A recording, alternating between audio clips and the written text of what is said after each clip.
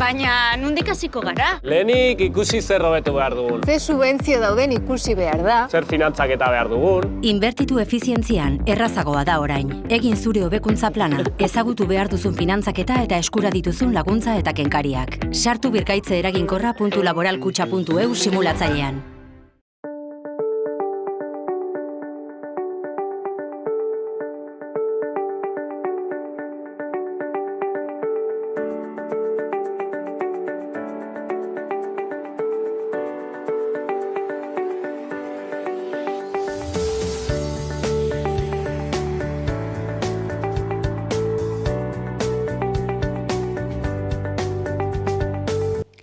Kaixo eta ongi etorriak saio berri batera, gaur otsailaren lehenengo egunean bi elkarrizketa izango ditugu. Alde batetik, Olatz Zugazti etorriko da, abeslaria eta arpalaria dena. Eta hau bere diska berriaren inguruan hitz egitera dator. Diska hau, Itzño bat erran eta Banua berrala izena dauka, eta larunbat honetan Gaiarre antzokian arratsaldeko 8etan ikusteko aukera izango dugu. Beste alde batetik, Navarraldetik datorren eta gure ohiko kolaboratzaileetako bat den Inigo Larramenderekin egongo gara, eta honek otsailaren 18an Kastejon herrian Gamazadaren urteurrena ospatzeko egingo den ekitaldiaren inguruan hitz egitera dator. Baina honekin hasi baino lehen, goazen betiko edukiarekin.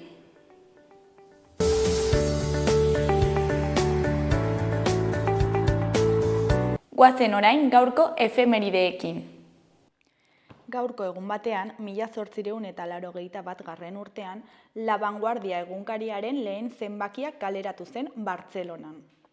Urte batzuk geroago, 1913an, Euskadi egunkaria kaleratu zuten lehenengo aldiz, EAJaren egunkaria.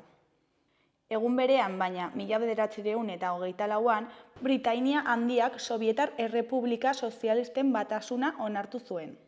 Eta bukatzeko, 1982an, Ogasunak 100.000 peseta baino gehiagoko telebistako lehiaketarako sariek 25% ordaindu beharko zutela erabaki zuen. Gaurko lerroburuak ikus ditzagun orain.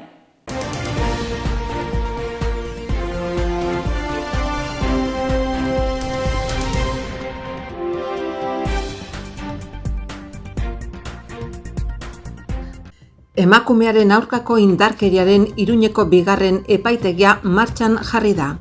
Nafarroak ikastetxetan gailu mugikorren erabilera mugatzea babestu du Hezkuntza Ministerioak autonomia erkidegoekin egindako bileran. 2017-2027ko Nafarroko hondakinen planaren berrikuspena onartu da, elikagaiak alferrik galtzearen eta erabilera bakarreko plastikoen aurkako neurriak areagotuz. Zolina Jauregiko margolan errenazentistak zahar berritzen hasi dira. Euskararen Nafar Kontseilua berritzea onetsi du Nafarroko gobernuak.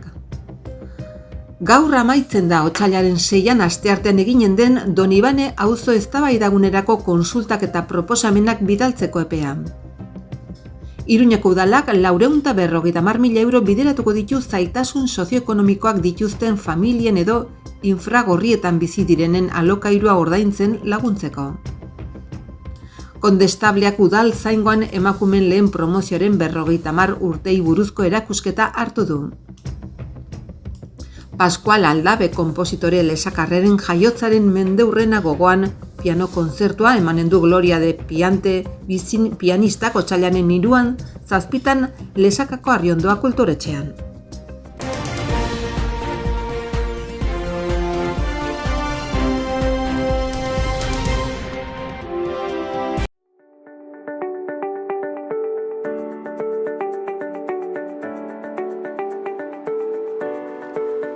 Aste honetarako agenda ikusiko dugu. Ostegunean, alde batetik, Kondestableko Zibiboxean Bizkar Soro filmaren emanaldia egongo da. Zaldiko Maldikok Karrikirik eta Arturo Kampion euskaltegiak antolatu dute Bizkar Soro filmaren proiekzioa eta Josu Martinez zuzendariak hartuko du parte. Kondestable jauregian izango da aurkezpena. Arratsaldeko 5 eta 7 egingo dituzte emanaldiak eta gonbidapenak aldez aurretik eskuratu beharko dira.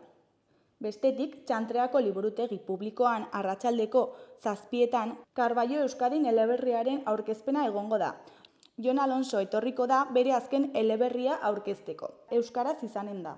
Igandean, alde batetik, haurrentzako zinema egongo da Zizur Nagusiko kulturetxean, Oink Oink izeneko pelikularekin. Beste alde batetik, Atarrabiako kulturetxean Tutun Platz bakarrizketa egongo da. Jon Plazaola bere sorlekura bere sehaskara itzuli da Tutun Platz humorezko ikuskizun berriarekin. Sarrerak 5 euroan interneten, karrikaluzeko bazkideentzat eta 6 euroan lehiatilan.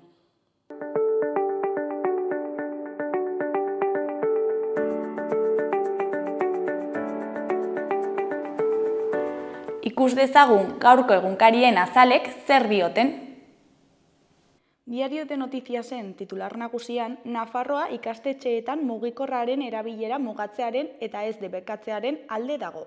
Alde batetik, bizikidetzari buruzko foru dekretu berriak derrigorrezko gutxieneko izpide batzuk ezarriko ditu ikastetxe eta institutuentzat. Bestetik, azken erregulazioa ikastetxe bakoitzaren araberakoa izango da, eta itxura guztien arabera ezingo dira eskola orduetan erabili. Argazki nagusian, Aimar Oroz baloiarekin atera da lasterketara, Pedri eta De Jong atzetik dituela. Titularrean, Osasunari horma erori zaio. Ordubete eutsi dio utxekoari Barsaren aurka. Erreakzionatu egin du Unai Garzia kanporatu ondoren eta ia berdinketa lortu du. Eskuineko berrietan, alde batetik, UAGNek eta EHNEek bat egin dute Nafarroako nekazaritza mobilizatzeko. Bestetik, Nafarroako 51 polizia indarkeria kasu aztertzen ari da batzorde bat. Jarraian, Iruñeak emakumearen aurkako indarkeriaren epaitegi berria du. Ondoren, Junstek airean ikusten du legegintzaldia, Sánchezek legea bilindatzen ez badu. Bukatzeko, Euskal Autonomia Erkidegoko fiskalak artxibatu egin du Delburgok Davalor kasuagatik jarritako salaketa. Diario de Navarraren titular nagusian, gazteen indarkeria larriagotu eginda Nafarroan familia eta gizarte sustrairik ez duten profiletan. UNEDek, NUPek eta foru zaingoak egoera nola eten aztertu dute. Argazki nagusian, Fermin, jarrera akrobatikoan errematatzen saiatu da. Atzo Kondal hirian, atzo kapitan izan zen Unai Garziaren aurrean. Titularrean, berriro gertu, alde batetik osasuna txukun bat erori egin zen Montjuizen. Bigarren zatiko 4 minututan bira eman ondoren. Bartzelonak gola sartu eta Unai partidutik kaleratua izan zen. Ezkerreko berrian, gizakia helburu arriskuan dago funts ekonomikorik ez dagoelako.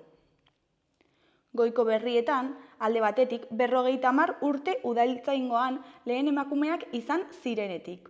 Bestetik, Irupek 5 urtean 150 enplegu sortzea aurre ikusten du. Bukatzeko, matematika arazoen aurkako trebetasuna da. Gararen titular nagusian, torturaren aurrean ukapenaren amaiera aldarrikatu du Zabaltzak. Polizia indarkeriaren biktimak aitortzeko Nafarroako legearen arabera sortutako batzordeak 51 eskaera jaso ditu orain arte, eta onartu eta aztertzen ari dira. Argazki nagusian, Gorka Urbizu dugu. Titularrean, Gorka Urbizuren hitzetan, urteak ibili naiz astamuka bilatzen. Taldean lehenengo disko luzea kaleratu eta 30 urtera dator Gorka Urbizuren bakarkako lehena, hasiera bat izenekoa. Jordi Matas eta Joan Pons izan ditu bidelagun eta 10 kantu ondu dituzte. Hoiek aurkeztu zizkigun Gararen 25. urtemugaren ospakizunean. Erdiko berrian, argitasun arauaren proposamenak forma hartu du Europar Batasunean. Beheko berrietan, alde batetik, Euskal Herriaren eta Kataluniaren aurkako erasoaldiak. Sortuk loafer bat ohartarazi du Euskal Herrian ere, irekitako aukera zapuzteko. Bestetik, Israelgo armadak 30 palestinar exekutatu dituela salatu dute. Bukatzeko, Macronek nekazariei diru gehiago eta Mercosur gutxiago promestu die Paris desblokeatzeko. Berriaren titular nagusian, Europako Batasunaren barruan autodeterminazioa arautzeko urratsak eskatu dituzte Bruselan. Alde batetik, Urkulluk, Aragonesek eta Simeonik Europar Batasunaren proiektua defendatu dute, baina erantzita ezin dela soilik estatuaren Europa izan. Bestetik, Europar Batasunak elkarrizketari bide ematea nahi dute estaturik gabeko nazioen aitortzarako. Argazki nagusian, Inigo Urkullu, Pere Aragones, Izaskun Bilbao eta Gilles Simeoni, atzo, Bruselan. Beheko argazkian, Peio Reparaz daukagu. Honen hitzetan, identitate bat identifikatzen saiatzea ongi dago, baina izan gaitezen likidoak. Ezkerreko berrian, bizitzaren garestitzeak emakumeei kalte berezia eragin diela nabarmendu du talaia feministak. Goiko berrian, barraskilo operazioa egin dute laborariek Mauleko hiltegitik Baionaraino. Eskuineko berrietan, alde batetik, tortura kasuen kopurua nabarmena izan da Nafarroan, bake eta bizikidetza zuzendaritzaren ustez. Bestetik, gaitzak sortzen, buruko gaitzak diagnostikatzeko DSM gida oso erabilgarria, baina einberean kritikatua izan da. Jarraian, Arbonako eskola eraikitzen ari diren lurren kutsadura aztertzeko agindu du Paueko auzitegiak. Ondoren, Ipar Irlandan, Brexitaren osteko mugako kontrolak amaiaraziko dituzte. Bukatzeko, Osasunaren atzoko partiduaren harira, txukun aritzea ez da nahikoa izan Bartzelonaren aurka. Gorritxoek 1-0 galdu zuten atzo. Euskal Herria Irratiaren titular nagusian, etsipen bat. Osasunak 1-0 galdu zuten Bartzelonaren aurka. Bart arratsaldean Luis Companys futbol zelaian jokaturiko norgehiagokan. Porrot horren ondotik, gorritxoek 12garrenak segitzen dute sailkapenean, 26 punturekin, Europatik zein jaitsieratik 10. Eskuineko berrietan, alde batetik, Labaren terraza babestu du epaitegiak beste behin. Nafarroako auzitegi administratiboak ere egin zuen bezala, epaitegiak berriro bere arrazoiak kendu dio UPN-eri. Labak terraza jartzeko eskubidea duela ondorioztatu dute. Beste alde batetik, Zizur nagusiko Ales Mimenzaren hitzetan, ez gatoz bat epaiarekin, euskararen aurkakoa da. Zizur nagusiko udaleko obretako langileen lanpostu bati profil elebiduna kendu dio Nafarroako auzitegietako epai batek. Horren aurrera, elkarretaratzea antolatu dute otsailaren 8 justizia epaitegiaren parean arratsaldeko 5:30. Zizur nagusiko euskara taldea, behatokia, Euskal Herrian euskaraz eta ELA, LAB eta Estelias sindikatuak zein Zizurko EH Bildu eta Geroa Bai ere agertu dira erabakiaren kontra. Zizur nagusiko udala ere izanen da protestan.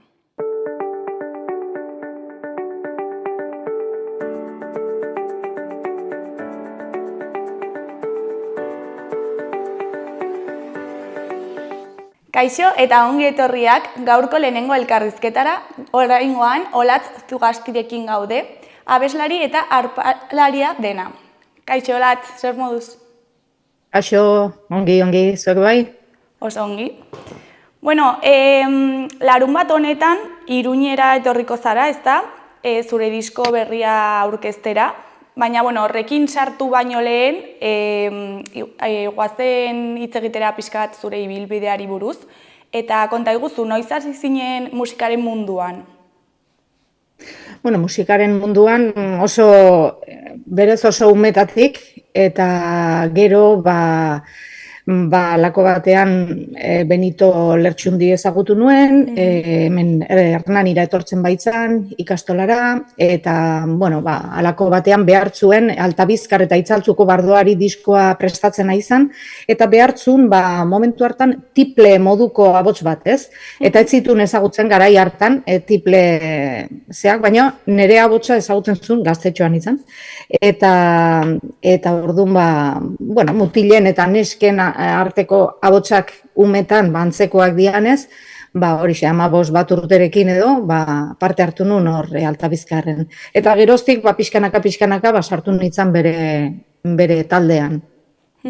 Zuzenean ere, halako batean, hasieran etzan zuzenean berarekin aritzea, etzan asmo hori, ez, disko hura grabatu nun eta baina, gero hor nebilen inguruan eta momentu jakin batean, behar zuten abots bat zuzeneko baterako, korrika eta presaka gainera batek fallatu zulako, eta hor, egin nun ere debuta, eta hortik aurrera, hor txenabil, bai. Eta zuretzako hain gaztea izan da, zer suposatu zuen Benito Lertxundirekin elkarlanean aritzea? Oso zirraragarria izan duzan. Jakina, hori, ez bakarri musikaren munduan, baizik eta pixkat zentzu guztitan, ez? Bera, hor topo egin gendun, nola baite, bai filosofia aldetik, bai politika aldetik, bai pixkat gure konfigurazio guztia, ez? Herri mailan eta gero esanik ez kantuak eta estetika mundu, antzeko horretan zehatu konektatu gendun, ez? Eta zirraragarria guztiz, beraz, Eta, klaro, berarekin hasi zinenean, zuk abesten zenuen, baina instrumentorik jotzen zenuen garai horretan, edo hasi zinen beranduago? Nik lehenengo instrumentua gitarra izan duzan, baina gitarra ez gitarrista moduan aritzeko, baizik eta kantuz, betidani gustatu zitzaidalako kantuz aritzea, ez? Hola ikastolan eta talde txoren batekin, eta hau eta beste, eta orduan gitarra ikasi nun, akorde batzuk ikasi, eta horrekin aitzen nintzen, ez? Baina, bai hor, ibilbide hortan, Benitorekin hasi baino lehenago ere, goatzen naiz aukera, lehen aldiz entzun nuela arpa ikasteko aukera bazegola, ez da? Eta pixkat horrekin. Eta gero Benito ezagutu nunean, eta bere diskortan parte hartu nunean, pertsona bat ezagutu nun arpa bat zuena, eta utzi egin zian. Eta pixkat hori izan da nire ibilbidea. Edo hasiera. Zergatik arpa eta ez beste instrumenturen bat? Zergatik deitzen zizun arpa jotzeak? Hasieran garai hartan, esate zuten bezala, baita Benitokin disko hau hontan parte hartu baino lehenago ere, ordurako iristen hasi zian importazioko diskoiek Irlandatik eta Eskoziatik, eta bakizue, Irlandar instrumentu nazionala dela arpa, ez da? Arpa keltiarra edo zeltiarra. Eta, berehala gelditu nintzen horrekin, instrumentuaren estetikak berak ere, ikusia izan duzun, ez? Erakargarritasun hortan. Eta gero, Benito ezautu nunean, eta esate izuten bezala, persona bere diskoan parte hartu zuna, arpa bat zuena, eta utzi zidan, eta Benitok era berean utzi zidan Alan Stivell izeneko Bretainar edo musikari baten, arpa jole eta kantari baten diskoa, Renacimiento, Renaissance de l'Art Celtique edo izenekoa, eta horrekin guztiz liluratu nintzen, esan nun hau ikasi behar dut, besterik gabe, holaxe pentsatu nun. Eta zen musika ikasketak egin dituzu? Musika ikasketak, hain zuzen ere, gero abiatu nintzen arpa klasikoa ikasten. Zergatik, zeltiar arpa ikasten nun, autodidakta moduan, grabaketa jarri, eta neronek errepikatuz, eta barrez. Baina, gero, pentsatu nun, hau ikasi behar dut serio. Eta, arpa zeltiar ikasketak hemen ez daude, baina bai klasikoak. Eta orduan, abiatu nintzen konservatorioan, lehen urtea Donostin, baina bigarrenetik aurrera Baionan egin nun. Ibilbidea eta karrera egin nun, arpa klasikoarena. Baina beti garbi eukiz, ni ez nitzala klasiko mundutik ez ni joan, baizik eta popular aldetik, ez? Kantuz, jo eta musika popularraren inguruan, aritzeko. Eta abesteko ikasketak egin dituzu edo... Ez, klase batzuk hartu izan ditut, baina oain badakit askoz ere irikiagoak eta diala, eta beste ikuspegi batetik eta lantzen diala, ezta, eta irakasle onak daudela, garai hartan ere irakasle onak, baina gehiago, kolokazioa eta hola hasieran, esaten zuten, klasikoa, ez? Orduan, pixkat horrek, bai, interesgarria zen, ze arnasketa guztia erakusten zizuten, eta baina kolokazioa beti, klasiko aldetik zenez, eta nik hori ez nu nahi, pixkat hor ere autodidakta moduan aritu naiz. Orduan ikasitako gauzak, gero beste nonbaitetik ere entzun ditudanak, eta gero intuizioz ere. Bai. Eta noiz erabaki zenuen bakarkako ibilbidea hastea? Bakarkako ibilbidea, disko gintza, 91an uste dut atera nula nire lehenengo diskoa, ez? Kantuk egiteko zaletasuna betidanik izan dut, Zuzenean ere, kontzertu pare bat 3 eman itun, 91 edo 90 edo hortan, baina berehala kontuatu nintzen agian, batez ere, koinziditu zituztelako fetxa batzuk, ez? Data batzuk benitorduan oso indartzu zebilen, data askorekin eta Eta, iruditu zitzaidan momentu hartan, nire indar gunea jarri behar nuela, edo nire indarra jarri behar nuela, bere, funtzionatzen zuen eta merezi zuen hortan. Beraz, hori zuzenekoetan nola benitorekin aritu naiz. Eta diskoak eta egin izan ditut. Baina hor bazegon zerbait pendiente nola baite, ez? Eta, inguruko jendeak eta bai esaten zidan, eta baina, ni ez nuen pauso hori ematen. Eta 2015ean, esan nuen, hau, saiatu egin behar dut. Ez da oso normala ere, ez da naturala, kantuak egin, eta, hor, grabatuta gelditzea, ez? Saiatu egin behar dut. Eta hola hasi nintzen. Eta gainera, esango nuke lehenengo kontzertua hor erraldoien txokoan egin nula. Bai, holako formato txiki batean, eta... Bai. Eta zergatik ez zenuen pauso hori ematen, beldurrarengatik agian edo... Agian bai.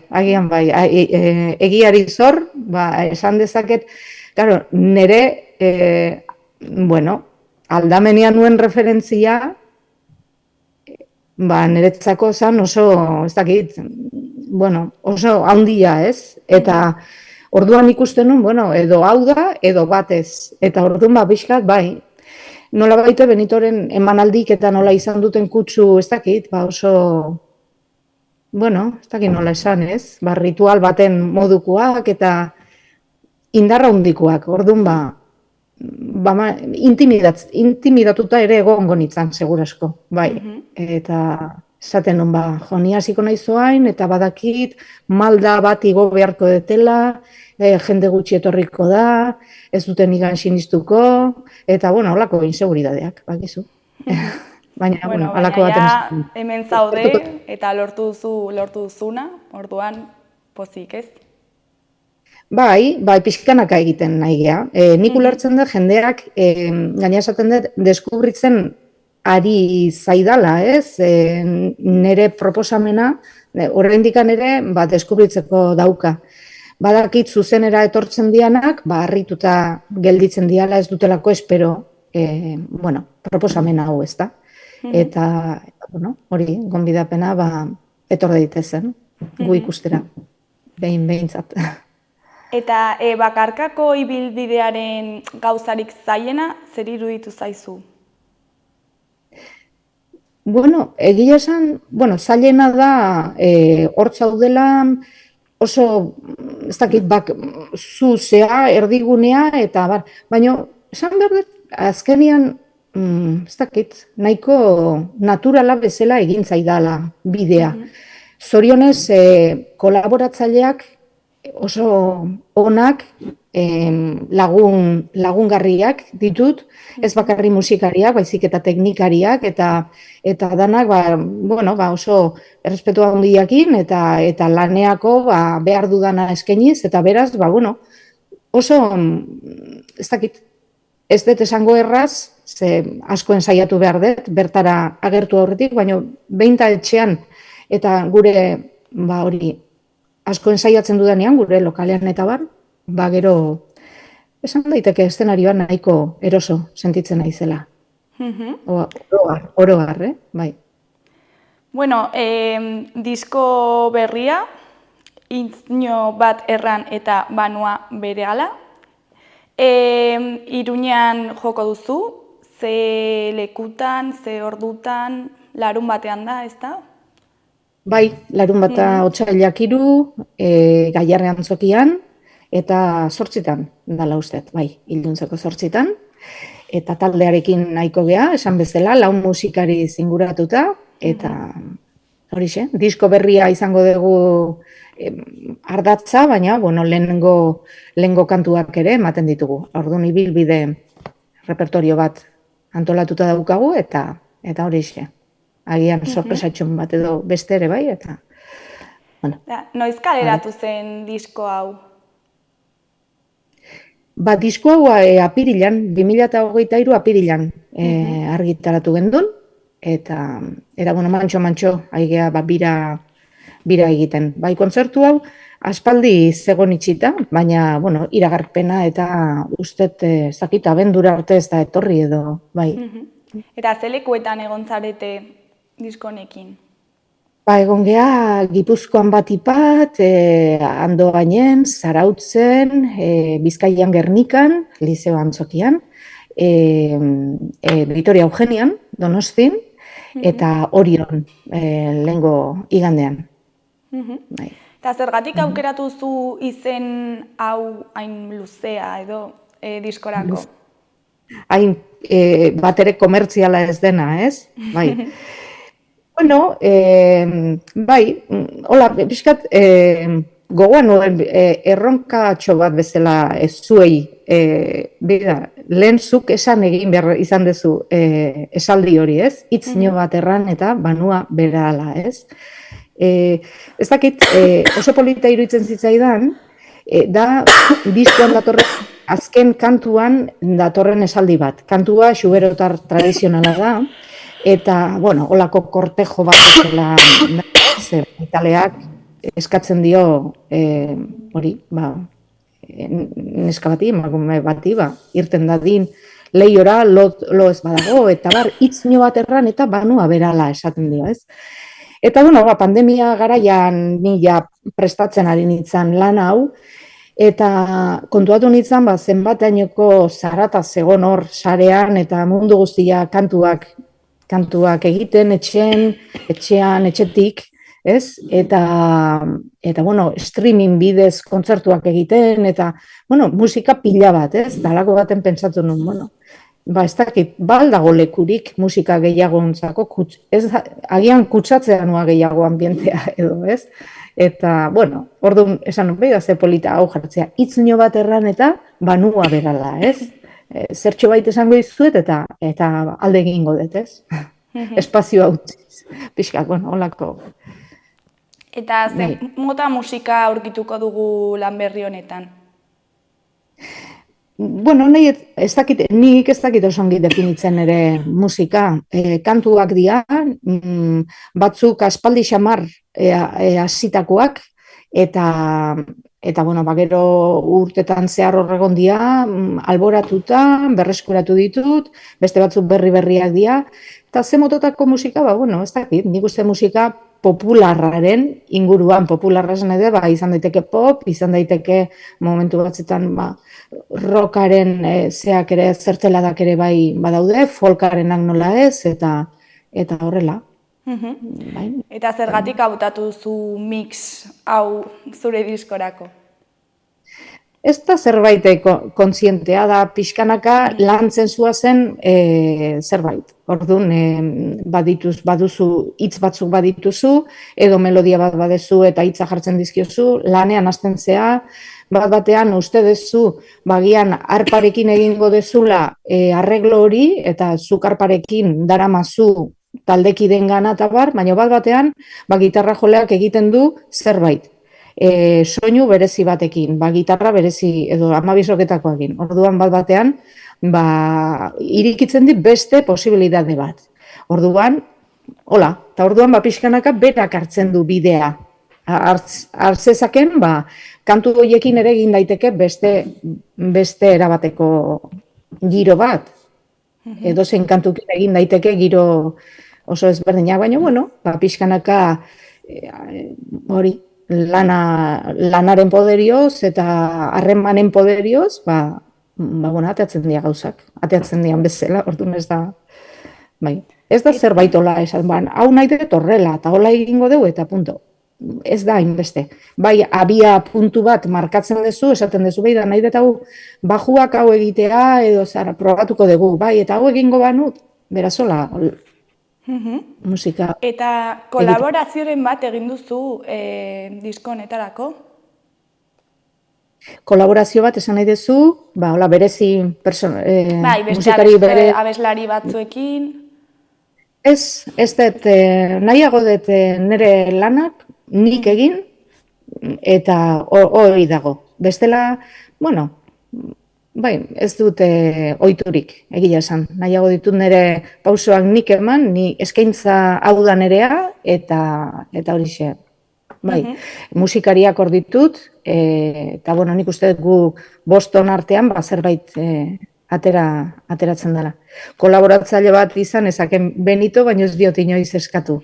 Bea, bueno, oso evidentea izango litzake, eta oso, nahiago dut, bea jendeak hartu dezan, bueno, nire proposamena, den bezala, eta ia gustagarria aite zaion. Eta musikariak, barkatu? Ez, esan. Zein da disko honen esan nahia edo zer mezu bidali nahi duzu disko honekin? Bueno, ez dago hola mezu zea bat, kantu guztiak ezberdina dira, kantuak bakoitzak badu bere mezutxoa, mezua da gehien bat lehenengo niretzako, ez? Batzutan dira zera filosofikoa dutenak, ez da? Bizitza ulertzeko moduarekin zer ikusia dutenak, eta baita ere hor barruan sartzen da, bueno, ikuspegi ideologikoa, politikoa esate baterako, gure herriaren ezaugarriak dian bezala dialako, eta orduan horrek ere markatzen du, eta baldintzapean jartzen du, ez? Jartzen ditu nire testuak. Orduan, bueno, mezu ezberdinak, hor gero dago Amaiur, esate baterako, oi Amaiur, izeneko kantua, hor, bai, oain dela urte batzuk argitaratu nun beste bat, honen aurrekoa, esan dezaket, horren berri ikuspen badala hau, kantu hau, eta nahi nion eman, zentzu garaikideago bat, ez? Hor aldarrikatzen dut gure erresuma, Nafarroako erresuma, Euskaldunon erresuma eta estatu bakarra, eta nahi izan dioten gaurkotasun bat. Baina, bueno, badakigu ziok kantuekin bakarrik ez dela hori lortzen, ez? Baina behintzat kantuan hori esaten dut, aitortzen dudala, gure erresumaren jarraikortasuna. Eta lehen esan duzu, disko hau sortu zela COVID garaian, ez da, pandemia garaian. Eta nola izan da sormen prozesu hau? Bueno, lehenagotikan ja bazauden kanta batzuk ja egin antxean edo ideiak edo ja hor zauden, ez? 2019, gainera atera nun lehenengo singela, 19 amaieran, eta gero etorri izan pandemia, orduan pixkat hor nola gelditu izan dana, eta gero hor kontzertu batzuk ere bagenitun, bertan bera, proposamena esan ziguten, berreskuratzea, pixka bat atzeratzea, eta baino gero aforo limitatuakin, eta orduan erabaki gendun, edo erabaki nun, bertan bera guztia dena, eta dana normalizatze zanean orduan zehatzea, ez? Eta bitarte hortan, diskoa lasai landu dut. Froga asko eginez, arian ere gaur egun badakizu, posibilidadek ere grabatzeko, gure estudioan, etxean, eta orduan grabatu ala ere entzun, gauza batzuk aldatu, orduan esan daiteke ere hori kantua sortzeko prozesuan ere, grabaketa berak ere parte hartu dula. Froga gehiago egiteko denbora eta aukera, orduan holaxe. Eta pozik zaude egindako lanarekin?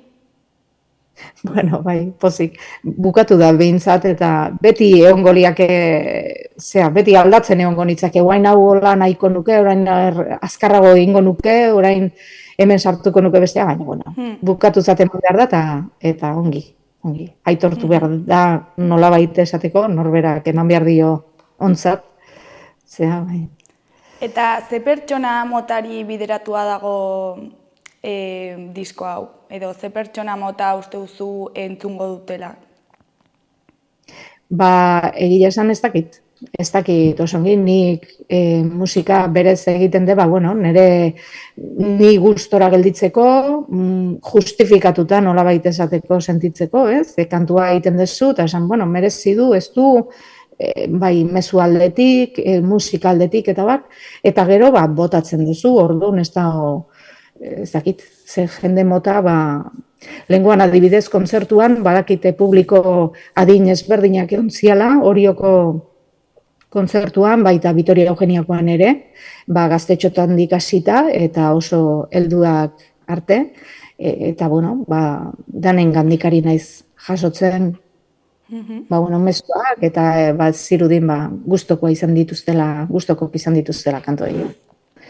Ikusik dugu 2023ko folk musikako Europako 30 disko onenen artean kokatu dutela zure disko berria. Zer suposatzen du hau zuretzako? Bai, hau da, hau Kataluniar kazetari batek, musika programa bat daukan kazetari batek, Albert Reguant, berak ona irratian dauka Lerrutes del So, eta bere saioan ere, nire disko asko jartzen zuen, ez? Eta gero baino gero gehiago gustatzen zitzaiola, aurrekoak ere jarri izan ditu. Eta esan zidan, proposatu zidan, bidaltzeko foro horretara, hor badago, ustet Txekian Txekiarra dela, edo ez dakit, zuzendaria. Eta dago, halako irratien, Europako irratien elkarte bat, munduko musikak elantzen dituzten saioekin edo. Eta bertara bidali ezkeo, berak egiten dutela olako selekzio bat, eta zerrenda bat egiten dutela. Eta, hor sartu zen, bai, eta aitortza, bai, oso ongi etorria, 156 edo 7 artean, 30 artean egotea, aitortza bada, pozik. Zorionak. Eta bukatzeko, ezakit zeo zer gehiago gehitu nahi duzun, edo zeo zer esan, ezakit. Hori, Gaiarreko kontzertuan espero ditu dela, entzuleak, etorri nahi baldin badute, seguro une oso atsegin bat pasako degula elkarrekin, hori ziur. Gogoratzearren, larun bat honetan, 8etan, arratsaldeko 8etan, Gaiarre antzokian izango dela. Eta, zuri, mil esker gurekin hitz egitera etortzeagatik, eta zorte handia opa dizugu zure disko berriarekin. Mil esker zuei. Ondo izan, agur. Laizter arte, agur.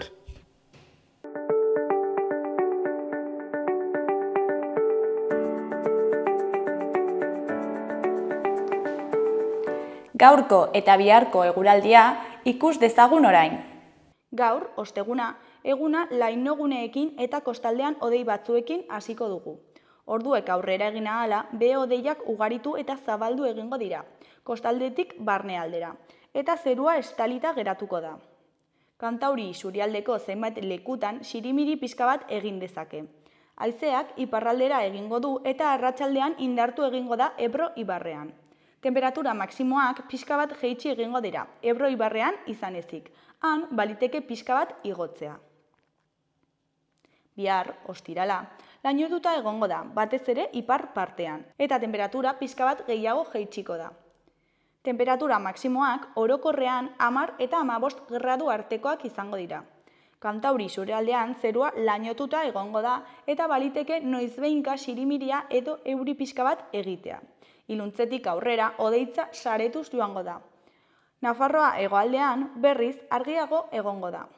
Iparraldeko haizea ibiliko da eta Ebro ibarrean ziertzoa bixi-bixi ibiliko da.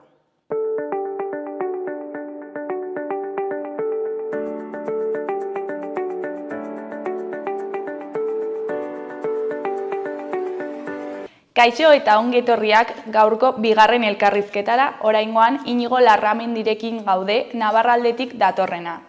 Arratsaldeon Inigo, zer moduz? Arratsaldeon, ongi, hemen berriro beste behin ere, hilabetero bezala, zer kontatzeko.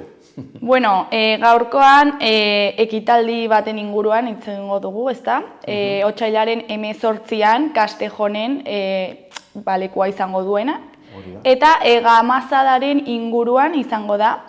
Bueno, kokatzeko testu ingurua igual pixkat azalduko diguzu.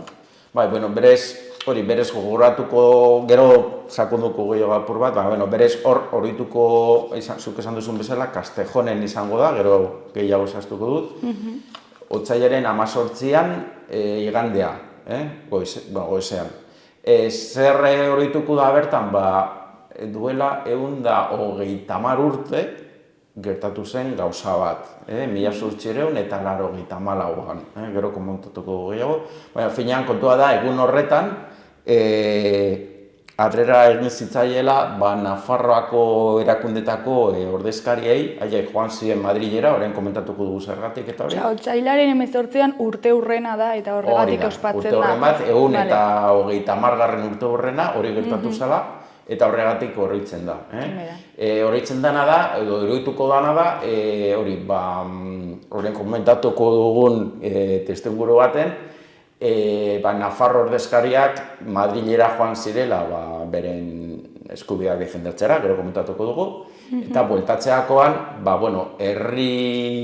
herritar pilatu ziren, Castejon bakigu dela, Castejon herria, Tuteratik gertu eta jaiotzen da, tren geltokiaren inguruan, alegia, Castejon bera da bidegurutze bat, trenari dagokionez. Orduan, Castejon zen nola esateko, Madridek etorrita eta Iruñerako bidean, lehenengo, Nafarroan lehenengo geltoki nagusia. Eta orduan kontua da, hor, garai hartako ikuspenean arabera, lortu zutenez, haien ikuspegian, nolabait, eskubide defendatzea edo, barrera baita egin zitzaien Castejon geltokian jende pila batekin, oihartzun handiak izun garai hartako edabideetan, eta beste gauza batzuk gero komentatuko ditugunak. Orduan, oroitu nahi dana da gertakizun hori, gero komentatuko dugu zergatik, eta hori da hor horitzen dana. Berez, ekimena, hori aipatu behar da ere, berez, ni Navarralderen izenean nator gaurkoan, berez, ez da Navarraldek bultzatutako ekitaldi bat, baizik eta, beste lagun ditugun, beste bi elkartek, modu paraleloan, zeukaten honen inguruko, badago aurten ere, Gamazada da gertakizun honen ematen zaio zenbakia, gero komentatuko dugu zergatik, Gamazada hori aipatuko dugu binta berriz. Aurten egin dira beste ekitaldi batzuk eta beste talde eta elkarte batzuk aritu dira honen inguruko gauzak egiten, baina, hain zuzen ere, egun zehatz honetako kontu honekin bazien, badira, bi elkarte, norbere aldetik. Zeintzuk dira? Bata da, Laubide izeneko elkartea, Laubide da bertako Castejoneko elkarte bat, haiek lan egiten dute bereziki eskolaz kanpoko euskarazko jardunaldiekin eta ekitaldiekin, alegia Castejonen okerez banago badago Nafarroako Ebro hegoaldean da D eredua daukan ikastetxe bakarra uste dut.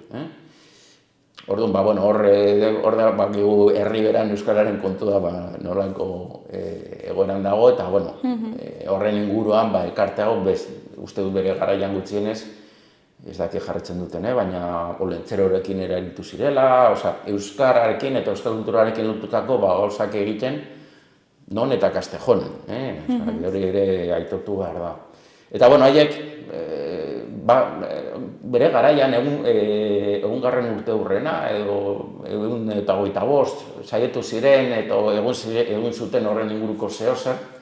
Baina, bueno, aurten ere, bueltaka zebiltzaten horrekin, zehozer egiteko ideiarekin. Eta bitartean, badago beste elkarte bat, hau da Bilbokoa, badira, Bilbokoa bai, gehien bat, EAJ inguruko jendea, baina, ez alderdikoa berez.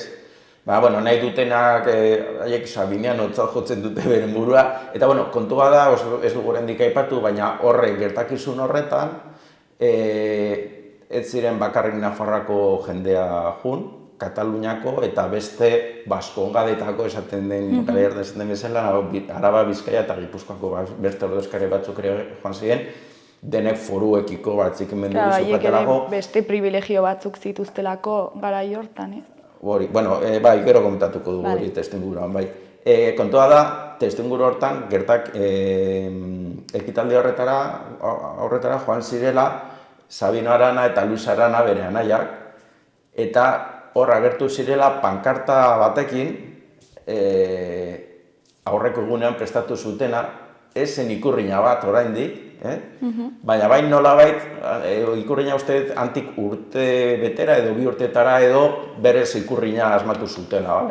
Bizkaiko bandera bezala, ez gaur bezalako Euskadi edo Euskal Herria edo EAE, norbert nahi duen eremuan, baina esan nahi dut, hori izan zen bat esateko, ikurrina izango zenaren aurrekari bat. Orduan, jende honentzako simbolismo garrantzitsu horri badauka. Zer gainera, ordura arte Sabino Arana, bere momentu honetan ari da sortzen gaurko euskal abertzalismoa, eta momentu hortan ikurrinarekin lotutako referente hortaz aparte, hor haiek esaten dute, ordura arte Sabino Aranaren eta Luis Aranaren pentsamenduan oso bizkaitxarra zen, Bizkaiari lotutakoa, eta baina haiek aipatzen dute nola horren ondorioz zabaldu zuten bere ikuspegia eta hor jabetu zirela ezela bakarrik Bizkaia baizik eta beren hizkeran Euskadi oso bat, eta hor haiek ere Kastejonera joateakoan bere ikuspegi hori zabaldu zutela, eta esateko orduan, haietzat hori garrantzitsua da eta hori ere horitu nahi zuten. Eta kontua da, bi elkarte horiek ez zutela elkarri ezagutzen, baina biek gu bai, nolait esateko. Eta ez dut ondo gogoratzen noren ekimenez, baina hori, erdiko azelitatez, iritsi zen biek hori egin nahi zutela, eta guk egin genuen zen batez ere harremanetan jarri.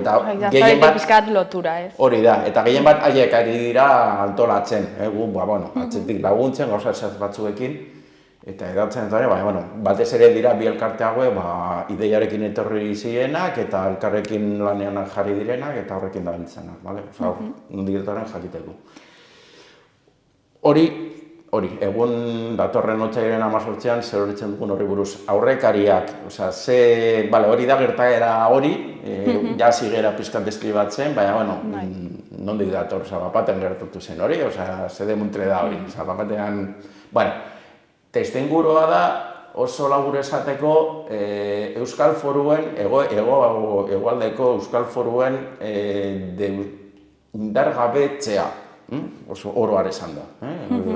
19. mendearen amaieran hori da gurean, gure politika eta gure realitate politikoa baldintzatzen duen gertaera.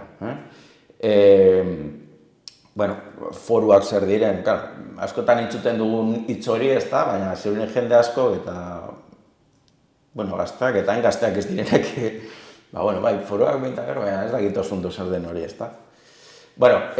Foru hitzaren esan nahi ezberdin daude. Nik esango nuke bere 3 foru mota daudela. Foru da legedi bat. Forum latinezko hitzetik dator, berdin dio. Da legedi bat, edo lege sorta bat, edo... Hor badago, nik esango nuke, badaude alde batetik hiribildu edo herri foruak hori erdiaroan agian entzundakoa. Ez dakize urtetan, errege batek hiri bati edo hiribildu bati, herria zen bati foru bat eman ziren eta hiribildu bihurtu zuen. Ezakien gazteztik nator, antzo jakituna 1.100 eta 1.181 eman zion forua Gasteizi, Nafarroako erregeak.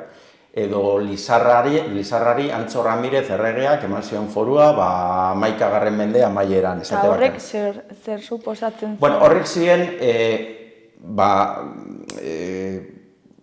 herri zehatz bati ematen zitzaizkien eskumen zehatz batzuk, batez ere eskumen ekonomikoak izan zeten ziren gehien bat, eta juridikoak ere. Normalean azoka bat egiteko eskubidea, normalan gehienak azoka baten eta joan den urtean... Eta diru horrekin gero herrirako gauzak egiten zituzten. Hori da, horrek ematen dio hiriari, finan horren inguran sortzen dira burgesak eta barrekoak, juridiko aldetik normalen ematen zizazkien ere eskubide edo eskumen batzuk epaituak nolabait esateko ezin zute, nolabait esateko hiri bateko hiritar batek bakarrik bertako epaile batek epaitu zezakeela, eta ez beste norbait. Nolabait esateko inguruko batez ere lur larralderekiko edo modu batean da, independentzia ekonomiko txiki bat. Abantaila batzuk, independentzia ez nuke esango, baina abantaila batzuk zertarako, biztanlegoa erakartzeko, arrazoi ezberdinengatik, kasu bakoitzan ezberdina zen, baina hori da foru mota bat, hiribildu foruak. Horrek dira, nolabait esateko murritzakoak, txikiagoak, dira teku-zehatz batekoak, baina badago beste foruen zanai bat zabalagoa. Ez hiri batekoa, baizik eta lurralde oso batekoa, eta hor badaude horren barruan bi foru ezberdin gure historian. Foru horien jatorria ez da idatzizko gauza bat, dira herri ohiturak. Jendeak inoen idatzi gabe bere bizi modua eta antolatzeko zuen modua. Hori da foru horien jatorria. Beste foru ere, ez baina dira, hor erregek ematen zuten, baina hori dira foru txiki mota bat nolabait esateko. Baina beste foru ezberdina da. Hitz berdina erabiltzen baldin bada ez da zehazki gauza bera. Orduan, esan dakoa, Europa osoan bezala foruak ez da bakarrik euskaldun kontu bat, Europa osoan ziren halako ohiturak, baina gu Euskal Herrian beste leku batzuetan, baina luzeago irangu dugu foru horiekin nolabait esateko, hori da pizkat aldea. Eta gure berezitasunak ditugu, beste lekuetan ez diren arauak edo gauzak egiteko moduak. Hori dator ohitura batetik, noiztik ez dakigu, bete esaten da, desde tiempos inmemoriales, hori da literatura, jatorri bat esango zuten, baina ez dakigu zein den, baina momentu bat iristen dela erdi aroan non hori idazten da. Eta hor ere, baita ere, nahazten da beste jatorri batuko eraginekin, eskubide zuzenbide aldetik, eta nahazketa bat dira, baina kontua da, lehenik Nafarroako foru azkean 19. mendean idazten dira lehen aldiz. Hori da foru orokor bat, eta hor garrantzitsua da aipatzea dela estatu azke baten foruak, alegia. Ez dira, gero komentatuko dugu beste foru mota. Baina lehenengo foru horiek 13. mendekoak horiek dira Nafar estatu, erresuma azke batena dira konstituzio bat. Gaurko hizkera erabiliz, konstituzio bat bazien. Nafarroako erresuma independiente baten konstituzioa, eta horrela ikusi behar dira. Gero, Nafarroako erresuma hori, dakigun bezala, eta Baskonia, gaurko iparraldeko lurretan ere, konkista ezberdinak gertatu ziren, eta gero, konkistatutako lurreren horiek antolatzeko egiten dena da, foru berri batzuk egitea, hori da gehien bat 16. mendean, 300 urte beranduago, eta hori dira, agian gehiago ezagutzen ditugun gaurko foruak. Bizkaiko foruak, Siberuko edo Lapurdiko foruak, edo Arabako foruak.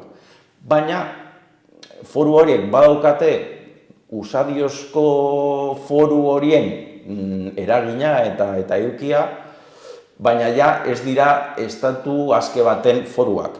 Dira lurralde, dira eta horten agertzen da hori paktismoaren teoria, hori bari da gaur provintzia, gero gaur lurralde historiko esaten zaio batzuk, ja Gaztelako erregearen menpe edo Frantziako erregearen menpe, eta hori antolatzeko eratzen dira foru horiek. Baina foru horiek dira gaur daño iritsi direnak, baina entzate hartu behar da ere, ja ez direla estatu libre baten foruak, direla ja menpeko foru bat. Orduan, foruitz barruan hor esan nahi ezberdina daudela hori zehazteko. Bueno, kontua da, aipatu ditudan lurralde foru horiek, gero ja Nafarroa geratzen zen, Nafarroa azkera, 1500 konkistatua da, eta beste Borobil hortan sartzen dela, netezateko. Bueno, orduan, kontua da, 16. mendean, 16. mendean, tira behera batzuk egoten dira, Madrilgo edo Espainiako edo Frantziako estatuen artean eta lurralde horien artean, baina, sistema hori irauten du, nola esateko, baina lehenik iparraldeko lurraldeetan, lehenik Espainian esateko, Borboiak, 18.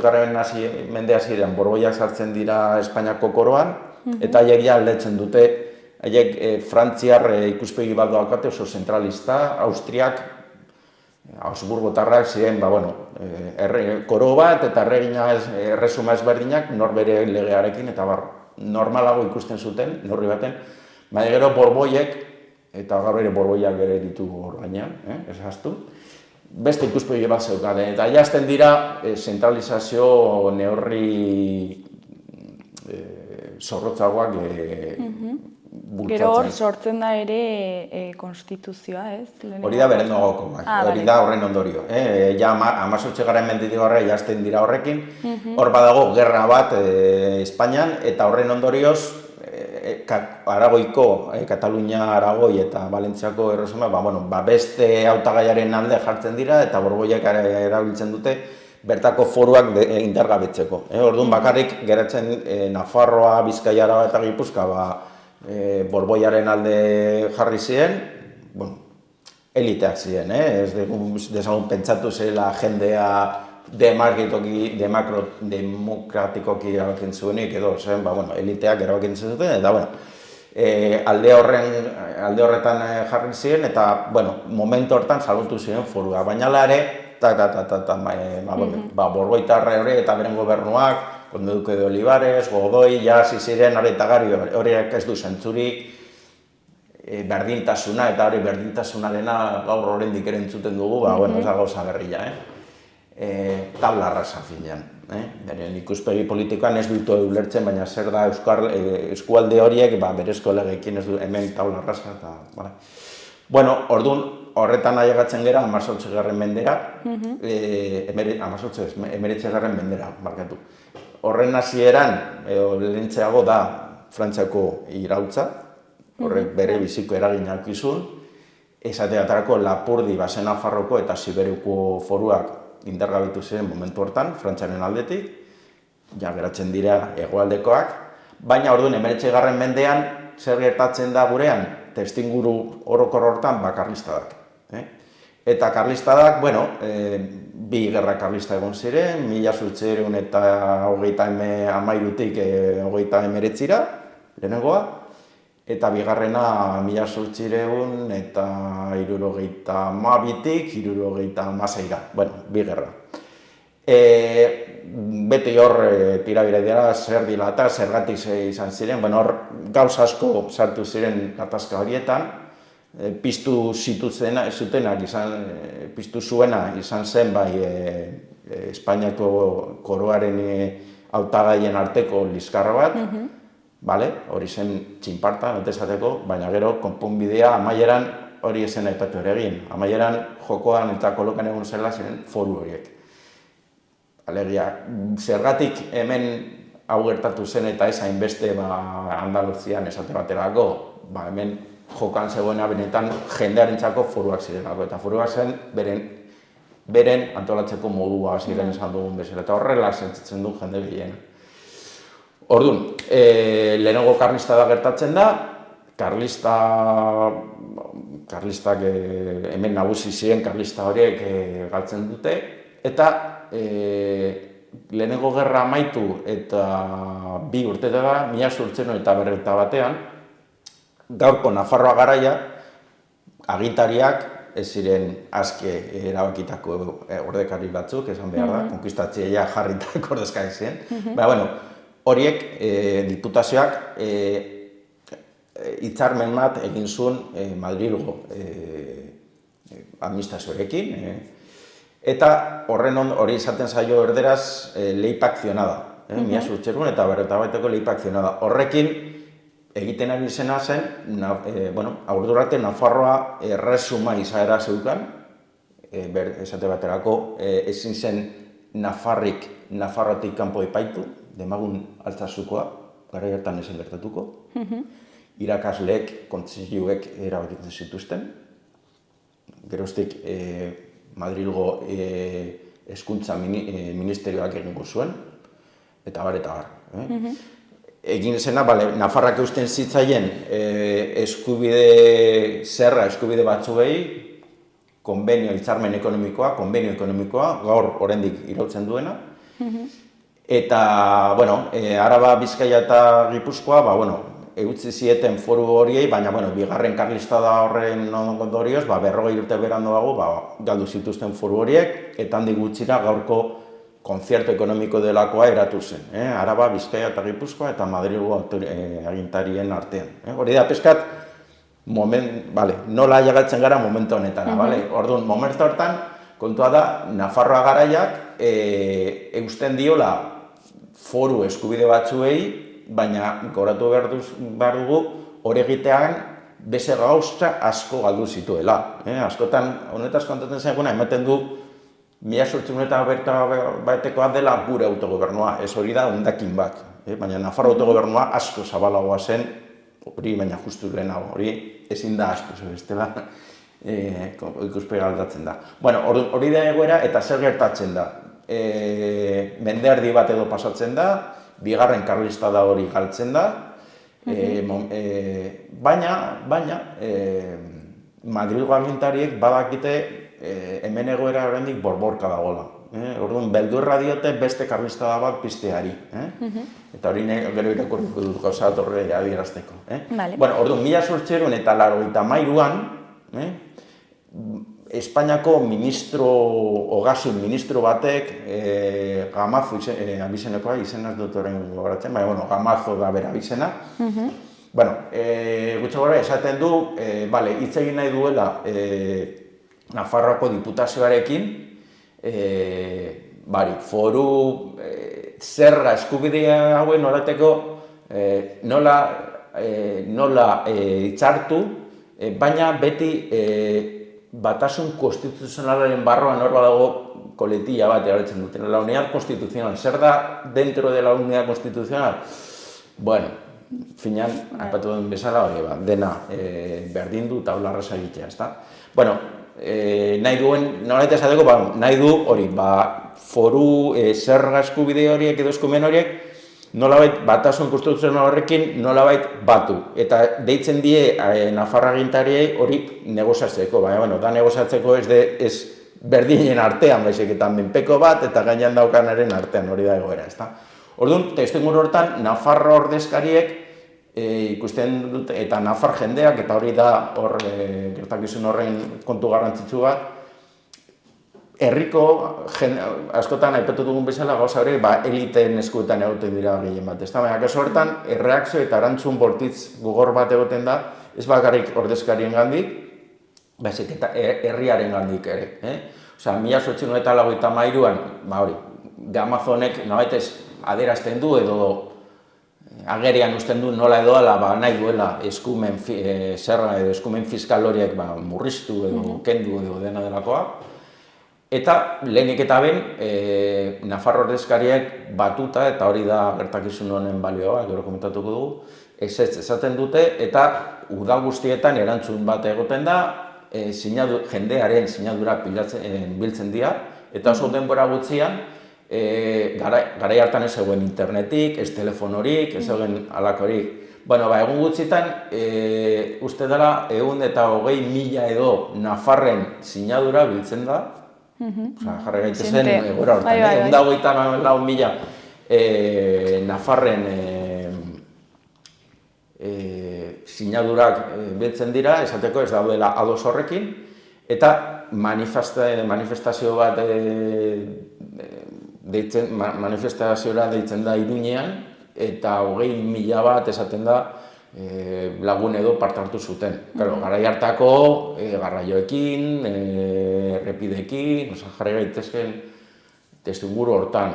Orduan, hor ja ikusten da Nafarraldetik bat erantzun nahiko gogorra egiten dela neurri horien artean. Hori erreginari aurkezten diote, esaten, ez gaude ados Gamazoren erabaki honekin, eta hor, adesgarria eta interesgarria da gauza bat, erreginak, berak ez da honetan oso aditua, eta galdetzen dio, nolabait esateko, Espainiar Armadaren buruzagi nagusiari, Martínez Campos izeneko general bati, berak, hau esan diaten Nafarrek, zuk nola ikusten duzu, zuk zegoen zenuke dara zerbait. Eta interesgarria da parrafo bat, zek esaten dio Martínez Campos general honek. Bueno, da militaria, baina politikaria ere. Hor dena nazten zen, gaur ere, Espainian. Esaten dio, señora, si se tratase de otra provincia, podríamos pensar en imponer la ley general empleando la fuerza si fuera preciso. Si se tratase de Navarra aisladamente, aún podíamos ir por ese camino. Pero debemos comprender que Navarra tiene a su lado a las 3 vascongadas y que si se apela a la fuerza contra aquella, harán causa común todos los vasconavarros y con ellos todos los carlistas de España, que provocarían un levantamiento en aquellas provincias para darle un carácter general y en tal caso se encadenaría una nueva guerra civil. Zeri buru da, hori? Bai, hori, aurten atera dira bi liburu, honen horoz azkar komentatuko dut, nahi duenak.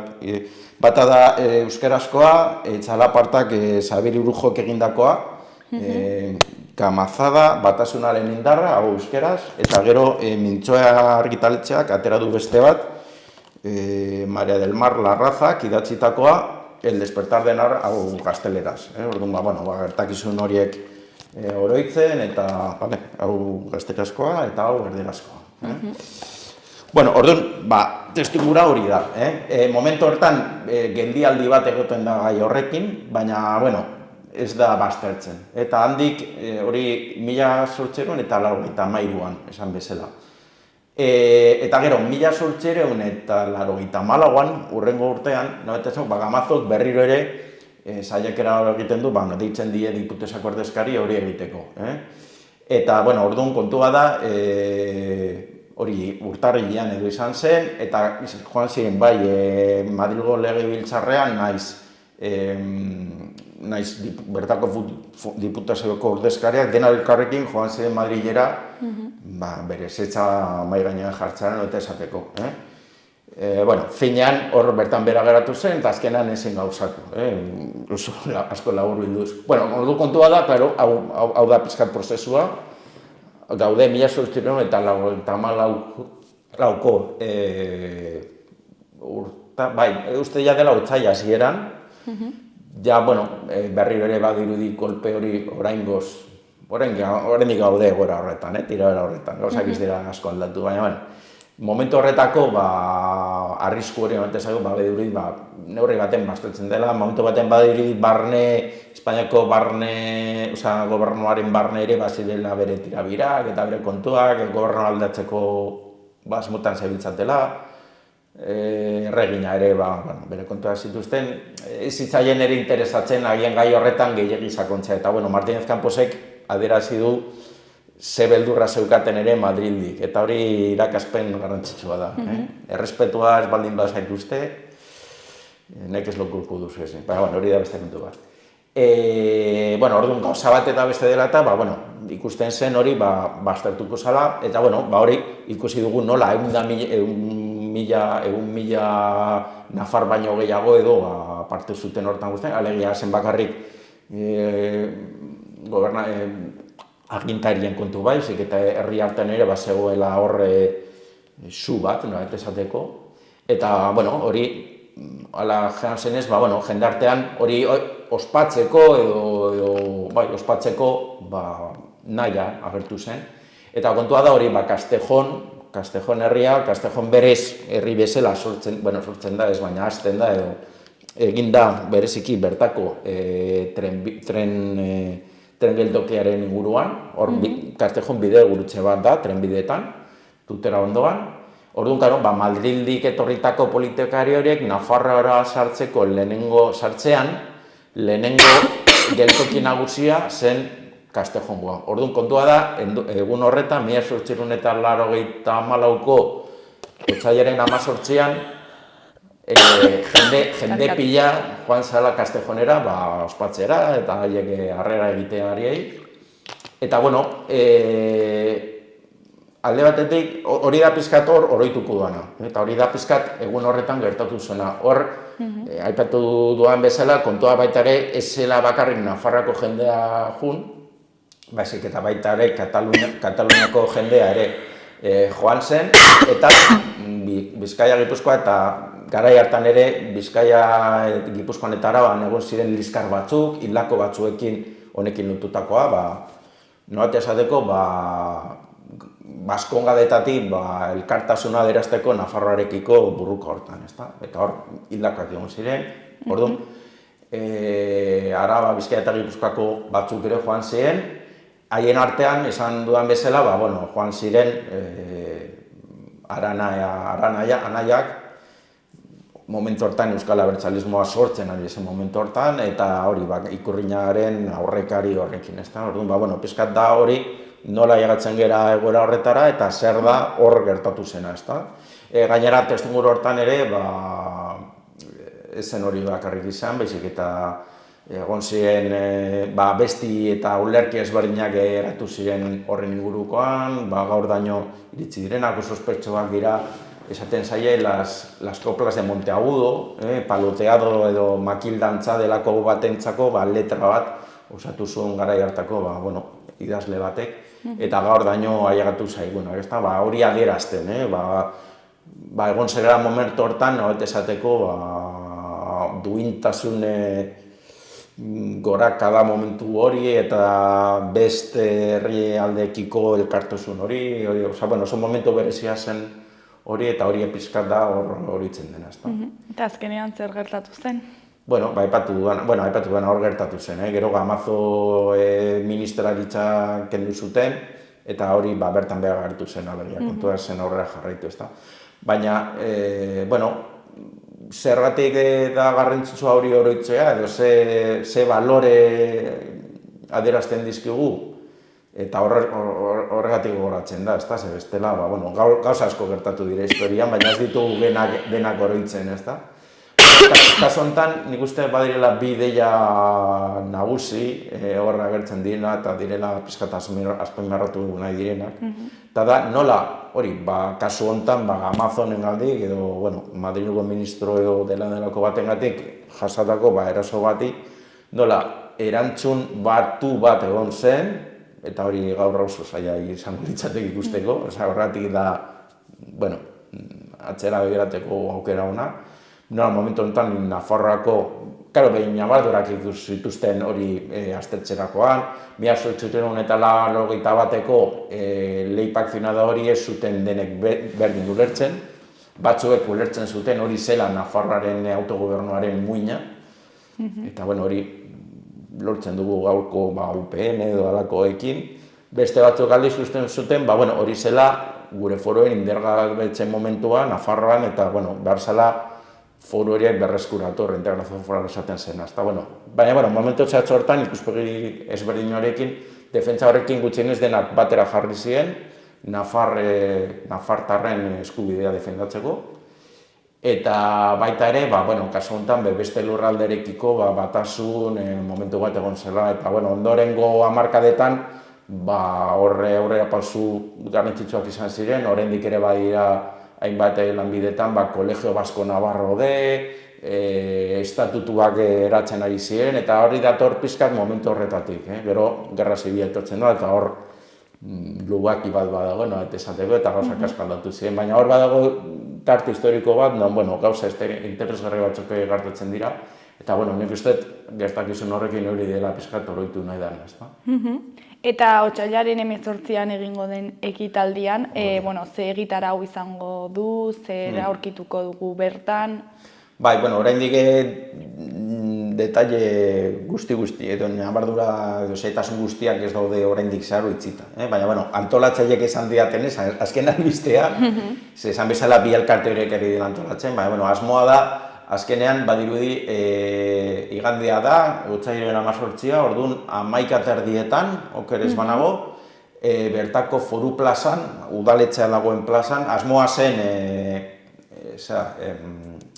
geltokian egitea.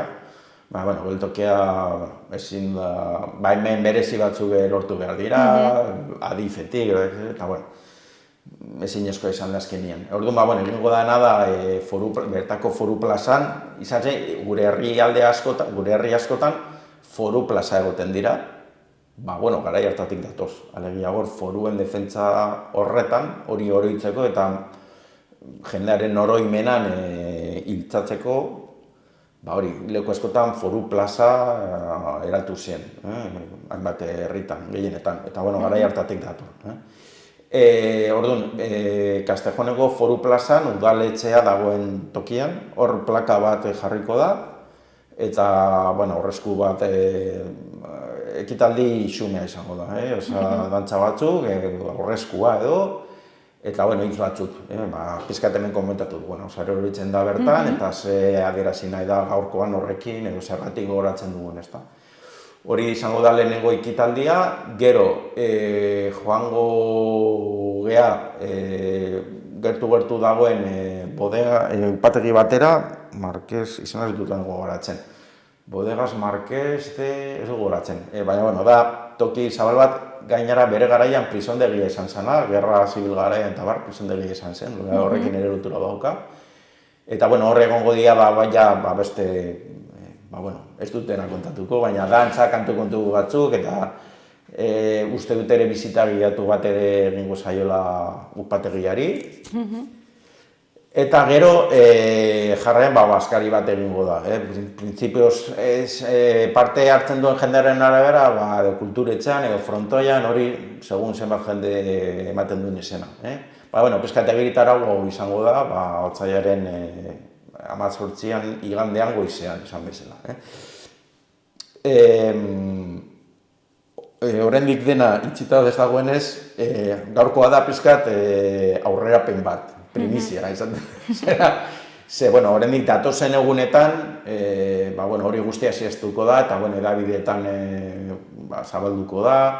Uste dut asmoa dagoela noraiteko prentsa aurreko bat egiteko, alako zerbait, esan edo dena gaurkoa, gainetik esaten dut, datozen egunetan, zetasun guztia, edabideetan nagusietan, eta zabalduko direlako. Baina, nik uste, esan daitekela, nik uste, beti herriberan gainera bertako jendeari laguntzea, haiekin bade egotean nik uste garrantzi berezia daukala, gurean eremu zapaldu bat marben bidago bereziki nik uste hori dela.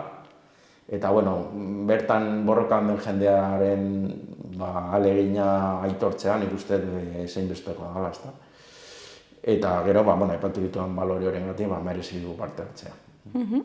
Eta, bukatzeko, ez dakit zeo zer gehiago gehitu nahi du. Bueno, nik uste ez dakit egin osatu nahi zen, baina, nik uste nahiko modu zehatzean azaldu dugula zertan den kontua, zein gudan bertan, eta, hori, jendeari animatzea eta dei egitea hemendik, edabidetara adi egoteko, karo, baskarira izan emateko aukera egongo da, eta hori, baina hori, antolatzeak esango digute, baina, jakin desetela datozen egunetan edabideetan hori jakinarezeko dugula, eta gonbidapena luzatu parte hartzera, eta, lehen eta egun non pasatzea, finean, aizialdi, ekitaldi bat bada, baina, horrekin batera, hori, balio batzuk ere aldarrikatzera, ezta? Nik uste horretarako egiten direla modu divertigarri baten eta atsegin batean, baina sinaztu horren atzean badagoela aldarrikapen bat, ezta? Eta, aukera bat daukagola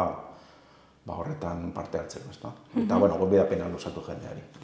Bueno, mila esker, ekitaldi interesgarri hau gurekin parteak hartzeagatik, eta, ea jendea animatzen den. Ikusiko dugu, datorren hilabetean gokuntuekin beti gainera hori, egia esan da denboraldetik nahiko justu ibiltzen nahi gera, proposamen ere berandu ailegatu zen, hori Gabonetan edo hasi ginen mugitzen, pentsatzen denbora gutxitan egin da guztia. Baina, ikusiko dugu, jendea ez erantzun ematen duen, eta, datorren hilabetean komentatuko dugu, emaitza zen nolako esan den. Bueno, ondo segi. Bale, mila esker eta horrengo arte. Agur. Agur.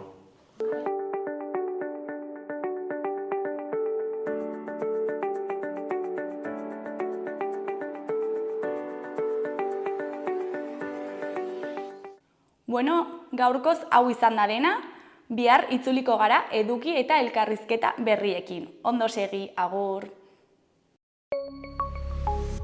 Gobierno de Navarra. Nafarroako gobernua.